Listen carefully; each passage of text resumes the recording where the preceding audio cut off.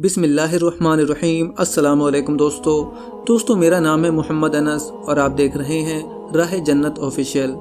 بنیادی طور پر میری کہانی یونیورسٹی سے شروع ہوتی ہے۔ مجھے بہت سی مشکلات کا سامنا تھا۔ مجھ سے میرے والدین اسی سال الگ ہو گئے تھے، میرا کتا بھی مر گیا تھا اور اسی سال میرا دوست بھی فوت ہو گیا تھا، اور یہ میرے لیے بہت مشکل وقت تھا۔ میں پوچھنا چاہتا تھا کہ آخر زندگی ہے کیا؟ میں آخر یہاں کیوں ہوں؟ میں جاگتا ہوں، سوتا ہوں، چلتا ہوں، پھرتا ہوں، ٹی وی دیکھتا ہوں، آخر زندگی کا مقصد کیا ہے؟ میرے کچھ دوست عیسائی تھے اور میں شاید کچھ جاننا چاہتا تھا۔ ایک دن ان کے ساتھ میں چرچ آیا اور وہ لمحہ میری زندگی میں بہت فنی تھا۔ وہ سب لوگ گا رہے تھے، مجھے ان کے الفاظ تو معلوم نہیں تھے لیکن میں بھی گا رہا تھا۔ سب کی سریلی آوازیں تھیں، ہر بندہ مجھے کہہ رہا تھا کہ گاڈ آپ سے محبت کرتا ہے۔ میں نے کہا گاڈ مجھ سے محبت کرتا ہے؟ میرا تو کتا ہی مر گیا ہے۔ تو میں نے عیسائیت پر تحقیق جاری رکھی، لیکن عیسائیت میں بہت سارے اختلاف تھے۔ میں نے عیسائیوں سے ان کی کتابوں پر بات کی، لیکن ہر بار جب میں سوال کرتا تو ایسے ہی خود سے جواب دے دیتے، یعنی بائبل کو دیکھے بغیر ہی وہ جواب دیتے تھے۔ میں نے محسوس کیا کہ عیسائیوں میں بہت ساری تشریحات ہیں، ایک چرچ کی ایک تشریح ہے تو دوسرے کی دوسری، کیونکہ بائبل تو ایک کتاب ہے اور اس کی تشریحات الگ الگ ہیں۔ میں کنفیوز ہو گیا۔ یونیورسٹی کے وقت میں ایک سروس اسٹیشن پر پارٹ ٹائم نوکری بھی کرتا تھا اور وہاں ایک انڈین ہندو میرے ساتھ کام کرتا تھا۔ ہم شپ تبدیل کرتے رہتے تھے۔ میں نے اس سے پوچھا کہ خدا کا ہاتھی کے سر کے ساتھ کیا معاملہ ہے؟ اس نے کیوں کسی شیر یا بہتر جانور کا انتخاب نہیں کیا؟ میرے یہ مذہبی مناظرے جاری تھے، لیکن میں سمجھا یہ بہت پیٹ درد ہے۔ دوستو، اگر آپ اسی طرح کی نو مسلم کی اسٹوری دیکھنے کے شوقین ہیں تو آپ ہمارا چینل راہ جنت آفیشیل کو سبسکرائب کر دیں، کیونکہ ہم اسی طرح کی نو مسلم کی ویڈیوز لاتے رہتے ہیں۔ میرا ایک دوست مامون تھا۔ عیسائیت میں شراب یا کوئی نشہ نہیں کرتے اور بہت ساری پابندیاں بھی تھیں۔ ان کی طرف سے مجھے بہت آفرز ہوئیں، لیکن مجھے ٹھوس ثبوت چاہیے تھے۔ پہلے میرا نام روبن تھا اور اب ابو بکر ہے، لیکن مجھے جس چیز کی تلاش تھی وہ نہیں مل رہی تھی، اور جب میں نے بدھزم پر ریسرچ کی تو سمجھا کہ یہ سچا مذہب ہے۔ وہ لوگ سفید پوش اور سادہ لو انسان ہیں، لیکن بعد میں مجھے علم ہوا کہ یہ صرف زندگی گزار رہے ہیں، یہ خدا کا مذہب نہیں ہے۔ میرا ایک دوست تھا جس نے مجھ سے پوچھا آج تک کتنے مذاہب پر تحقیق کر چکے ہو؟ میں نے کہا ایتھیزم، عیسائیت، یہودیت، بدھزم، ہندوازم۔ پھر اس نے کہا کہ اسلام کے بارے میں آپ کا کیا خیال ہے؟ میں نے کہا وہ دہشت گردی والا مذہب ہے، اس پر میں کیا تحقیق کروں؟ لیکن ایک دن میں مسجد چلا گیا۔ یہ میری پہلی کوشش تھی اور میں جوتوں سمیت جائے نماز پر چل رہا تھا۔ ایک بھائی نماز پڑھ رہا تھا اور میں اس کے سامنے سے گزر گیا۔ شاید اگر وہ سجدے میں ہوتا تو میں اس کے سر پر پاؤں رکھ دیتا۔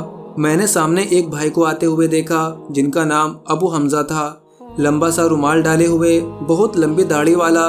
وہ وہاں کا خطیب تھا، میری طرف آہستہ آہستہ آ رہا تھا۔ میں سمجھا آج میری زندگی کا آخری دن ہے، مجھے یہاں نہیں آنا چاہیے تھا، مگر آج میں مارا گیا۔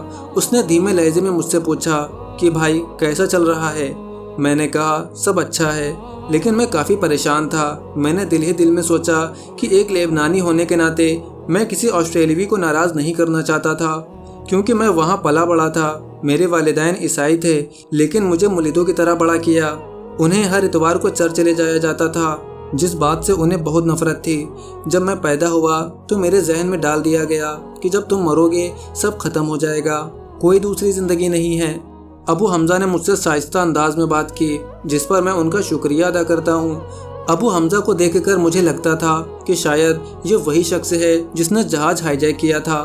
وہاں مجھے چائے اور بسکٹ کھلائے گئے، جس کی وجہ سے مجھے ٹوائلٹ میں بار بار جانا پڑا، اور بعد میں بھی بسکٹ کھانے اور دینی تحقیق کے لیے میں آتا رہا۔ میں وہاں بیٹھ گیا اور اس سے سوالات پوچھنا شروع کیے۔ وہ سب سوال پوچھے جو پہلے لوگوں سے، یعنی یہودیوں سے، عیسائیوں سے، ہندوؤں سے پوچھے تھے۔ مجھے سب سے اچھی بات یہ لگی اور میں متاثر ہوا کہ ہر سوال پر وہ قرآن کھولتے اور کہتے یہ لو آپ کا جواب یہ پڑھو۔ میں نے اور بھی بہت مشکل سوالات پوچھے کہ عورت ایک اور مرد 4 شادیاں کیوں کرتا ہے۔ وہ سب سوالات پوچھے جو اسلام سے پہلے پوچھے جاتے تھے، لیکن ہر بار وہ خود سے نہیں بلکہ قرآن سے جواب دیتے۔ میں ایسے ہی 2 ہفتوں سے وہاں آتا جاتا رہا، اور جب میں نے ایک بھائی سے پوچھا کہ اسلام پر آپ کی کیا رائے ہے تو اس نے جواب دیا میری اپنی کوئی رائے نہیں، یہ قرآن اللہ کی کتاب موجود ہے، इस बात ने मुझ पर बहुत असर किया। मैं उनसे पूछकर कुरान घर ले आया और पढ़ना शुरू किया। जब मैं पढ़ रहा था तो मुझे महसूस हो रहा था कि कोई मुझे हुक्म दे रहा है, मेरी रहनुमाई कर रहा है। एक रात मैं कुरान पढ़ते पढ़ते रुक गया और अल्लाह से दुआ की कि अल्लाह, मैं इस्लाम कबूल करने जा रहा हूँ, बस मुझे एक छोटी सी कोई भी निशानी दिखा दे। तूने इतनी बड़ी दुनिया बनाई है, बस मुझे छोटी सी कोई भी कैसी भी निशानी दिखा दे। लेकिन ऐसा कुछ भी नहीं हुआ और मैं मायूस होकर दोबारा कुरान पढ़ने लगा। अगले ही सफ़े पर अगली आयत थी कि ये जो हमसे निशानियाँ मांग रहे हैं, क्या हमने पहले ही बड़ी बड़ी निशानियाँ नहीं दिखाई? ये सूरज देखो, चाँद देखो, आसमान देखो, ज़मीन देखो, पानी देखो, ये सब निशानियाँ इल्म वालों के लिए हैं। मैंने सर हिलाया और ऐसा लग रहा था मैं कोई ख्वाब देख रहा हूँ और डर सा लग रहा था। अगले दिन मैंने फैसला किया कि मैं इस्लाम कबूल करूँगा। मैं इस्लाम पर 6 महीने से तहकीक कर रहा था। मुझे कुछ अंदाज़ा नहीं था कि क्या करना है, क्या पढ़ना है। ईशा की नमाज का वक्त था। मुझे यकीन नहीं हो रहा था कि मस्जिद में तकरीबन 1000 से ज़्यादा लोग थे। मैंने खुद से कहा, देखो ये अपने मज़हब पर कितने मजबूत हैं। लेकिन वो रमज़ान की पहली रात थी, वो सिर्फ रमज़ान के मुसलमान थे। उसके बाद मुझे कलमाए शहादत पढ़ाया गया और मस्जिद अल्लाह अकबर के नारों से गूंज उठी और हर बंदा मुझे गले लगा रहा था, बोसा दे रहा था। मेरे दिल से सब खौफ मिट चुका था। मैंने फिर कभी वापस नहीं देखा। शुरू में मेरे वालिदैन बहुत परेशान थे कि अब शायद ये ग्रेनेड और बंदूक उठा लेगा, लेकिन आहिस्ता आहिस्ता वो समझ गए कि इस मज़हब ने मुझे एक अच्छा इंसान बनाया है। फिर एक दिन मेरे वालिद ने मुझसे कुरान के बारे में पूछा, जो मुझे बहुत अच्छा लगा, और कहा कि अब तू एक अच्छा इंसान है, इसलिए हमें तुझ पर एतमाद है। दोस्तों, आपको वीडियो कैसी लगी हमें कमेंट करके ज़रूर बताएं। वीडियो पसंद आई हो तो वीडियो को लाइक करें और इसे ज़्यादा से ज़्यादा शेयर करें। अपना बहुत सारा ख्याल रखें। अस्सलामु अलैकुम व रहमतुल्लाहि व बरकातुहू।